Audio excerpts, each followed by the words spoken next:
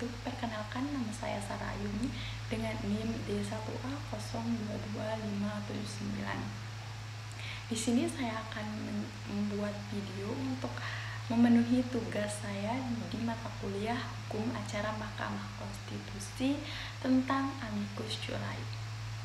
Baik, lalu apa yang dimaksud dengan amicus curiae? Amicus curiae adalah seseorang atau suatu organisasi profesional sebagai pihak ketiga yang bukan merupakan pihak dalam suatu perkara, namun memiliki kepentingan atau kepedulian atas perkara itu, lalu memberikan keterangan baik lisan maupun tertulis untuk membantu peradilan yang memeriksa dan memutus perkara tersebut karena sukarela dan prakarsa sendiri atau karena pengadilan diantaranya. Amicus curiae dapat pula diartikan sebagai pihak ketiga yang merasa berkepentingan terhadap suatu perkara dengan memberikan pendapat hukumnya di pengadilan. Amicus curiae ini hanya sebatas memberikan opini dan bukan melakukan perlawanan. Perlu kita ketahui juga fungsi utama dari amicus curiae adalah untuk mengklarifikasi isu-isu faktual, menjelaskan isu-isu hukum dan mewakili kelompok-kelompok tertentu. Berdasarkan penjelasan pada bagian pengertian amicus curiae di atas, dapat pula disimpulkan bahwa fungsi amicus curiae adalah untuk membantu pengadilan dalam memeriksa dan memutus suatu perkara dalam bentuk pendapat hukum atau melalui karya ilmiah. Pendapat tersebut nantinya akan menjadi pertimbangan hakim dalam memutus suatu perkara. Namun, pendapat dari amicus curiae bukanlah merupakan suatu alat bukti yang sah, sehingga peran dari amicus curiae sebatas sebagai bahan pertimbangan hakim. Baik, selanjutnya, apakah amicus curiae dapat dijadikan pertimbangan hakim dalam putusan persidangan MK? Walaupun demikian, secara faktual kedudukan amicus curiae jelas berada dengan keterangan saksi atau ahli, sehingga dapat dijadikan sebagai pokok pertimbangan yang dapat mengintervensi hakim karena bukan alat bukti. Hakim MK tidak boleh memasukkan pandangan hukum dalam putusan MK. Amicus curiae hanya berfungsi sebagai dukungan moral bagi pengadilan. Selanjutnya, siapa saja yang boleh mengajukan amicus curiae ini?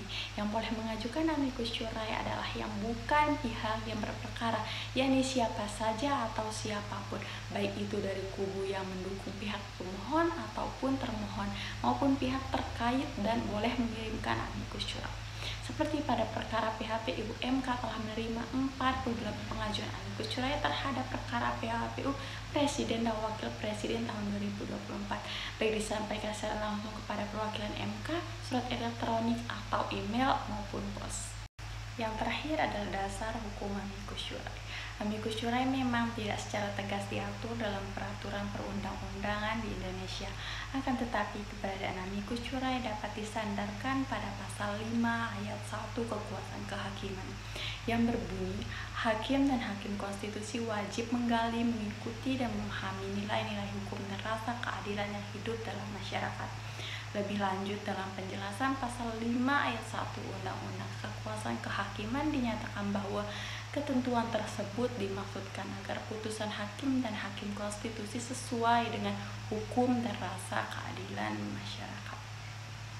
Sama seperti yang saya jelaskan sebelumnya, pasal 5 ayat 1 Undang-Undang Nomor 48 tahun 2009, pasal 5 ayat 1 Undang-Undang Nomor 48 tahun 2009 tentang kekuasaan kehakiman mengatur tentang penggalian data dan fakta yang dilakukan oleh hakim. Berikut ini bunyinya, hakim dan hakim konstitusi wajib menggali, mengikuti, dan memahami nilai-nilai hukum dan rasa keadilan yang hidup dalam masyarakat.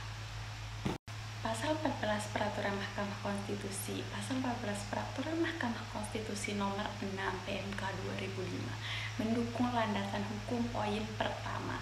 Dalam pasal ini menjelaskan tentang pihak terkait yang berkepentingan tidak langsung terdiri dari pengertian, yakni pihak yang karena kedudukan, tugas pokok, dan fungsi perlu didengar keterangannya.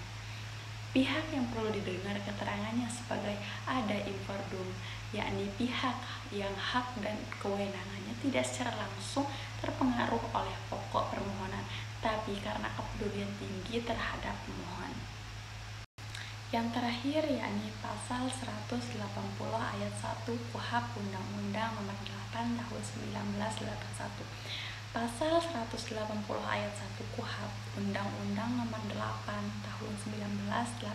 ini menyebutkan bahwa dalam hal diperlukan untuk menjernihkan duduknya persoalan yang timbul di sidang pengadilan, hakim ketua sidang dapat minta keterangan ahli dan dapat pula minta agar diajukan bahan baru yang berkepentingan.